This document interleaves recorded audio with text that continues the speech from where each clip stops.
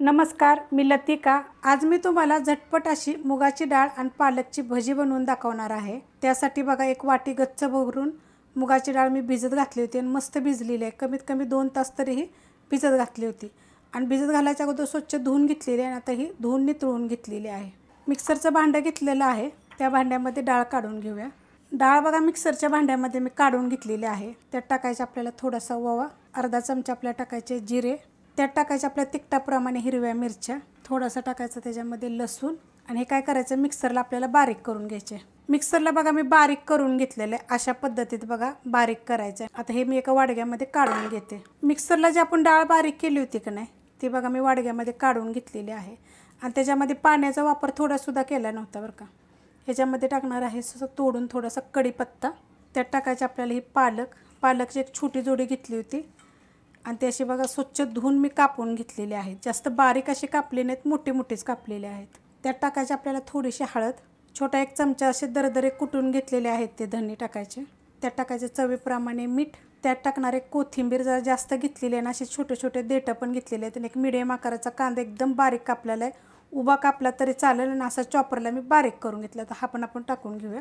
कांदा टाकून घेतलेला आहे, त्यात टाकायचे आपल्याला एक चमचावर बेसन पीठ आणि सेम चमच्याच्या मापानं 1 चमचा तांदळाचं पीठ आणि हे दोन्ही काय करायचं आपल्याला चांगलं कालवून घ्यायचे। मिक्स करून घेतले बघा, चांगलं जेवढं होता होईल एवढं मिक्स करायचं, ना तो काही असं मिक्स करून घ्यायचं चांगलं। आता आपण बनवायला घेऊया। आता बनवायला घ्यायच्या अगोदर बघा त्यात टाकूया आपण बघा एवढा खायचा सोडा। जर हे चांगलं फेटून घेतलं की नाही, हातानं चांगलं मिक्स केलं की नाही, तर तुम्हाला त्याच्यामध्ये सोडा टाकायची पण गरज नाही आणि त्यावर थोडंसं बघा वरून पाणी टाकणार आहे आणि मिक्स करून घेणार आहे। सोडा टाकल्यानंतर बघा चांगलं मिक्स केलेलं आहे। आता आपण बनवायला घेऊया। तेल ठेवलं आहे बघा गॅसवर गरम करायला आणि हे तेल आहे शेंगतेल आणि चांगलं गरम झालेलं आहे। आपल्याला बघा अशा पद्धतीत सोडून घ्यायचे आहेत। जास्त आपल्याला असं तेल उकळायचं नाही आहे, फक्त गरम झालं पाहिजे। आता तुम्हाला अजून एक गोष्ट सांगते, तुम्हाला जर त्याच्यामध्ये बेसन पीठ तांदळाचं पीठ जर नसेल टाकायचं ना, तर डाळ जेव्हा आपण हे करून घेतो ना मिक्सरला बारीक करून वाडग्यात जेव्हा घेतली होती ना, तिला चांगली फेटून घ्यायची आणि त्यात मग बाकीचं सगळं साहित्य टाकायचं आणि थोडा सोडा टाकून बनवायचं। तसं पण बनवायला येतं। तसं जरी पाहिजे असलं तर तुम्ही कमेंट करून सांगा। आता हे मी सोडून घेते। सोडून झाल्यात बघा, जेवढी कढईमध्ये बसेल तेवढी छोटी छोटी सोडलेली आहे, तुम्ही मोठी पण सोडू शकता। ह्याच्यामध्ये मिरचीसुद्धा तुम्ही टाकू शकता बरं का, असे बिन तिखटाची मिरची असते ना पोपटी कलरची, कापून टाकायची, ती पण छान लागेल। जशी आपण मिरची भजी करतो ना तशा पद्धतीमध्ये। तर आता ही चांगलं आपल्याला मिडियम गॅसवर किंवा फास्ट गॅसवर जरी फ्राय करून घेतलं तरी पण चालू शकते। आपली भजी फ्राय होत्यात तर बघा तुम्हाला सांगितलं होतं मी मिरचीचं कसं करायचं। हे तिखटवाल्या मिरच्या आहेत त्या, जरी तुम्ही कमी तिखटवाल्या जरी घेतल्या तर चालेल। आता मी फक्त हातापाशी आहे ते तुम्हाला मी दाखवते। ह्यात थोडं थोडं एकदम थोडं थोडं मीठ भरायचं, नाही तर जास्त असं भरलं तर खराट होईल, असं कमी भरा। हे जागी पोपटी जाड मोठ्या जे मिरच्या असतात ना त्या घेतल्या तरी चालतात आणि असं एकदम पातळ लावायच्या बघा काही अशा पद्धतीनं। जर तुम्हाला मिरची खायची असेल तशी ह्याच्याबरोबर तर तुम्हाला दाखवते बघा हातावर, हे बघा अशा पद्धतीनं आणि तळून काढायच्या बघा। मस्त असा कलर आलेला आहे अशा पद्धतीमध्ये। आता तुम्ही मला विचाराल हे तेलकट होतात का, तर बिलकुल तेलकट होत नाहीत, एकदम सुक्के सुक्के आणि छान एकदम बघा मस्त कलर आलेला आहे। मीडियम गॅसवर केलेलं आहे आणि चवीला तर मूग डाळ असल्यामुळे तर छान लागतात का नाही। तुम्हाला पाहिजे तर तुम्ही ह्याच्यामध्ये चण्याची डाळ पण वापरू शकता बरं का, चण्याची थोडी, उडदाची थोडी, मुगाची थोडी। बघा ते काढून घेते, मस्त असे झालेले आहेत। आपण आता हे मिरचीचं सोडून घेऊया।